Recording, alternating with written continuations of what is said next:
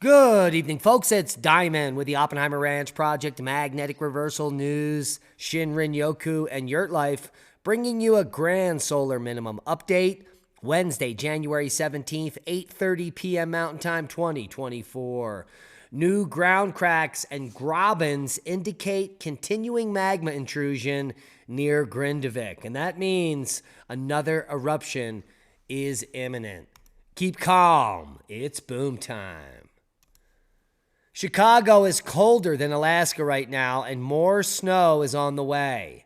Though the city will warm up a bit to a high of 19, wind chills will make it feel like 19 below zero, and snow starts tonight. Take a look at some of the record low temperatures. Notice the X's. Those are all-time record lows ever recorded in Louisiana and Tennessee. Ever. Not just in the winter, not just on this day, but ever. And that is a sign of the times. Michigan drivers face vehicle troubles, car wrecks as sub-zero temperatures grip the state, and electric vehicles die waiting to charge in Chicago's longest cold snap in years. Ice storm hits Portland metro area, and there are live updates in all the links we supply below the video. Now, the next cross-country winter storm begins with an ice storm warning, triggering renewed power outages in the Northwest. Let's take a look. Earlier tonight, we had 51,000 without power in Oregon. Let's do a quick refresh there and see if there's any change. Now, it's all about the same. North Carolina now coming into the picture, 10,000 without power, and Oregon now still 51,000 without power, much lower than it's been for days, which is good news. Now let's talk about some insane records. Temperature record set 94 years ago gets smashed, literally. There's no secret that Colorado has been frigid in recent days, with wind chills dropping to minus 20 degrees or lower in much of the state. But one southern Colorado city actually happened to break a record first set back in 1930. In fact, not just breaking it like usually, but smashing it in epic proportion. On January 15th, Pueblo, Colorado, had a high temperature of just 5 degrees Fahrenheit. This is the lowest high temperature for the date on record, with the previous record being 14 degrees. That is insane. The prior record of 14 was set on January 15th, 1930, and tied in 1984.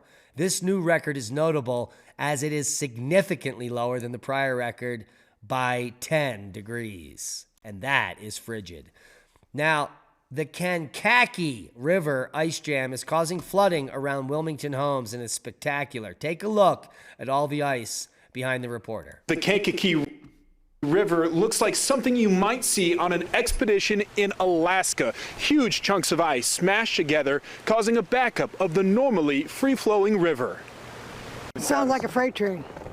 Barbara Ward lives just steps away from the river. She describes the moments the ice broke. You can't do anything. It's impossible. You just stand there and you watch it and you pray to God, oh my God, please don't come in my house. Her house is safe for now. Others aren't so lucky. Chopper 7 capturing these images from above, showing homes and cars surrounded by water frozen into ice. A flood warning was issued yesterday through at least Monday. Now it's flowing upstream instead of downstream. So there's no telling where that's going and what it's melting. Steve Highbaugh canceled a trip out of town to monitor the conditions behind his home. A resident at this location for 18 years, he's no stranger to the dangers of ice jams. Depends how much rain we get in the spring. If we get a gully washer, a lot of people are going to be in trouble. A few years ago, Highbaugh says he and his wife moved out until the ice jam melted and it was safe to come back. But for Highbaugh and his neighbors, the pros of living along the Kankakee outweigh the cons. Hey, that's living on the river.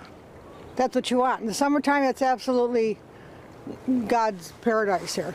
It's beautiful. People living here are still not in the clear. As the ice melts from moving water and eventually warmer temperatures, more flooding is possible. So we have dangerous conditions around the Kankakee River, and that's just a sign of the times.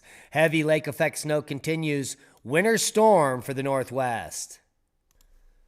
An active weather pattern continues with heavy mountain snows for the northwest portion of the country, ice storms for areas of the interior Pacific Northwest, and bands of heavy lake effect snow will continue for the Great Lakes, especially off Lake Erie and Ontario, with several feet of snow, the global warming goodness, expected. Temperatures slowly moderate through Thursday for the plains, and another Arctic blast is expected late in the week. Check out the map. The entire country is lit up with winter storm warnings and watches, as well as freeze warnings. Let's take a look at the snowfall totals day by day. Here is Thursday. Tomorrow, a system is going to move through the Pacific Northwest, dipping all the way down into Colorado there. And that will, let's just pause that. Where were we? There's Thursday. And into Friday morning. Friday through Saturday will bring another storm to the northeast and more snow to Philadelphia and potentially New York, as well as Delaware, the Delmarva Peninsula, and areas that haven't seen snow for a while will get another taste of it once again. Here's your Saturday through Sunday. It's just going to be more snow in the Pacific Northwest and more moisture on the coast in that region through Monday, where another system may develop through the center of the country, bringing more heavy snow to the Great Lakes region through early week. I'm sure you've seen these headlines coming out in scores over the last 2 days. Melting Greenland has lost 1 trillion tons more ice than thought. That sounds terrible. Well, it gets even worse in this headline. Greenland is losing 30 million tons of ice an hour, a study reveals. That's 20% higher than thought and may have implications for collapse of a globally important North Atlantic current. Well, I couldn't agree less. See, the problem is that these reporters are getting their information from alarmists and not from the actual data. If you come look at the Greenland surface mass budget over the last 3 years, Greenland has been gaining epic amounts of ice on the surface. What they're talking about is enhanced calving. Now, as glaciers push away from the surface of Greenland, they grow out into the ocean. Once they get out too far, they break off. It is the calving that has increased, and does not mean there's a decrease in ice on Greenland. Greenland has been gaining epic ice over the last 3 years, and the reason is, in case no one checked, like the reporter, is that Greenland is below zero for 9 months of the year. So it's impossible in just 3 months of the year to melt off all of the ice you accumulated during the last 9 months. And in fact, the last 3 years have shown record spikes, multiple spikes of record ice gain during the ice gain season. We've had 3 such periods here. In late October, we saw over 12 gigatons of ice in a single day. In late November, we saw 10 gigatons of ice in a single day. And just last week, we saw over 9 gigatons in a single day. That is surface mass budget gain. We're not losing 30 million tons of ice an hour in any stretch of the word. And if it is ice being lost on the margins of the sea ice, it's due to calving, because the glaciers are growing so fast that they have to calve. That's what's going on, and those are the facts. Seismic update. No quakes of note. Quiet worldwide, which is good news. Interesting intraplate quake here in the South Central Pacific plate there. 5.1 in the middle of nowhere. Now, this is some of the reason Greenland is not losing any ice. Take a look. The red line is the freeze line. And the center of Greenland here, take a look at the temperatures. Minus 38, minus 48, minus 62, minus 24, minus 22. It is not warm on Greenland during the winter. Minus 63. So the alarmists cannot hide from the fact that Greenland is below zero for 9 months of the year, below freezing. And in fact, averages 50 degrees below freezing on average. That is cold. Definitely not losing any ice there. Now on to the Reykjanes volcano update. New ground cracks and grabens indicate continuing magma intrusions. The red line here that I'm pointing out is the dike that just erupted. So we had an eruption here in the town of Grindavik that burned 3 homes, and the main lava flow, which just lasted 39 hours, is this entire region. Absolutely astounding. In this area, the ground has dropped down over 3 meters, as well as here. And the entire central graben here between these two orange lines has dropped down by up to 5 feet, 1.5 meters. This is bad news because it still means magma is being placed beneath the ground of Grindavik. And let's see what they say here. Computational models confirm that the accumulation of magma beneath the region of Svartsengi continues at a rate comparable to that of the previous 2 eruptions. Magma is believed to be stored from Stora Skogfell and south under Grindavik. In addition, further measurements depict that the location of the magma source was a bit more western than previous eruptions. This is bad news because all this is leading to the next eruption being in and around Grindavik. When magma forms near the surface, the Earth's crust is strained and the ground deflates over the center of the magma source. Furthermore, the Earth's crust pushes up on either side of it, and so that gives us a clear picture that the lava is here. And most of it potentially up here. So we could see another eruption from the fissure here or anywhere in the area of Grindavik, unfortunately where the last eruption occurred. Bad news coming from Iceland. Our thoughts and our prayers go out to those affected. As we keep a close eye on the seismicity, we have more activity, not on the Reykjanes Peninsula, but on the Vatnajökull Glacier, where Grímsvötn and Bardabunga have been acting up over the last few days. Another large seismic event over 4 near Grímsvötn or Bardabunga. And so we'll keep a close eye on that as we move forward. Worldwide volcano news update. Liwatobi Laki volcano in Flores, Indonesia, near continuous billowing ash emissions and hot avalanches today, as well as the update from the Reykjanes, which doesn't look so good, and Ibico volcano to 10,000 feet, Fuego to 15, and Popo to 22. Who knew? Now you do. Space weather news update. We are at solar max for cycle 25, and the sun has been silent for 3 days. There are plenty of sunspots on the disk, just nothing happening. So, are just simply counting sunspots a good measure of solar activity? Apparently not. NASA finally pries open the stuck Bennu asteroid sampler. It took 3.5 months to safely access the container, but it is finally done. Can you believe that? Even the brilliant minds at NASA sometimes have trouble opening up a tightly sealed container, just like a jar of pickles. But engineers and scientists from Johnson Space Center finally opened the container of asteroid sample material after 2 fasteners had been stuck for the last 3.5 months. That is stuck like chalk. So now that we have the bulk of the sample, we can now start studying it. Good news. Here is the face of Homo Longi. Yes, a Brazilian anthropologist has reconstructed the face of an archaic human species, Homo Longi, from a well-preserved skull discovered in northern China in the 1930s.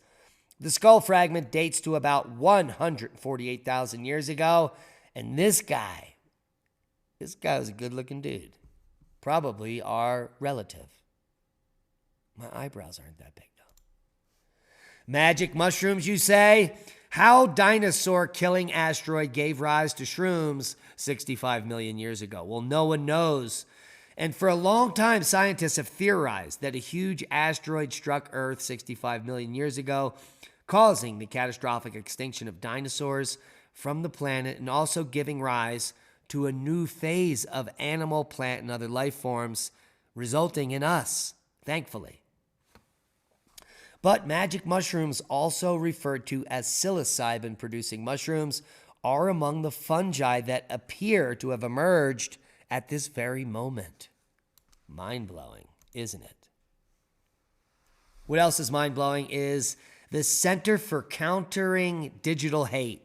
Couldn't be more opposite than what it actually means.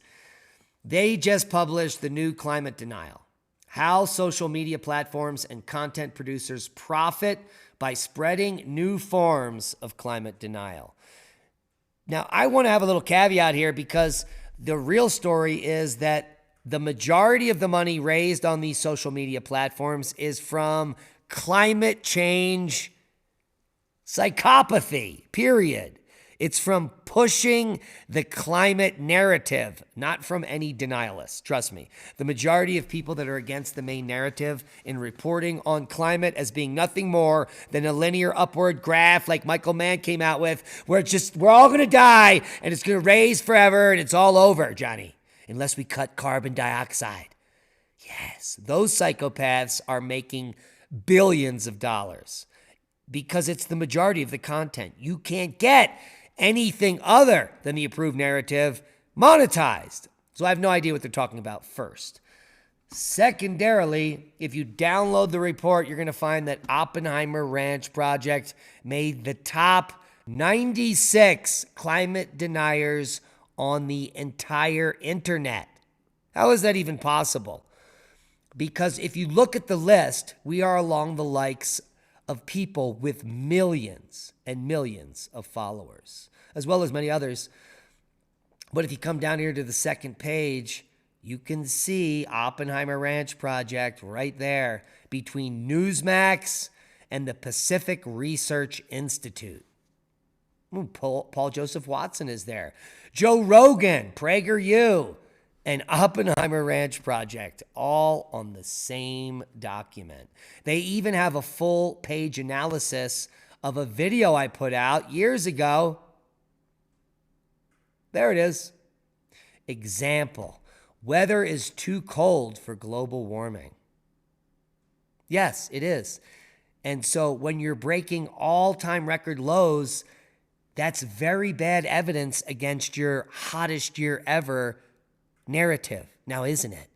But they claim that I've cherry-picked the data because they know the data is correct. Can you believe these charlatans? Who, first of all, is funding this garbage? There has got to be millions of dollars spent to create a document like this, which is being sent to all of the social media platforms, begging them to demonetize us and erase us forever. What a wonderful constitutionalist country we live in.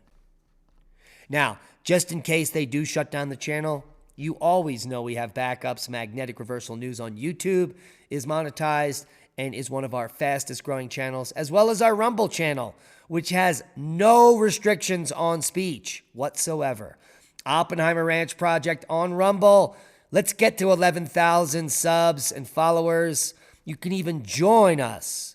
Make a donation and watch some of the content that we've been unable to show on our standard platforms. It might just be getting worse. It is election season after all, and that's when we've been demonetized every other time. And that's a boom to knowledge. Please share this video as we are shadow banned and we're now on the chopping block. Become a Patreon, support the work we do. Subscribe over at Rumble and watch our exclusive content commercial free in one place. Be safe. We love you. And that is a boom. Climate deniers.